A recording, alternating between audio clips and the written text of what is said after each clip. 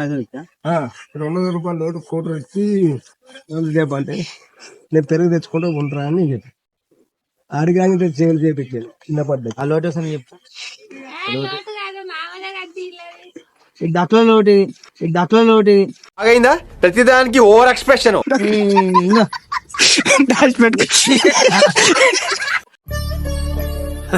సరే తరలే చూసారా sir double action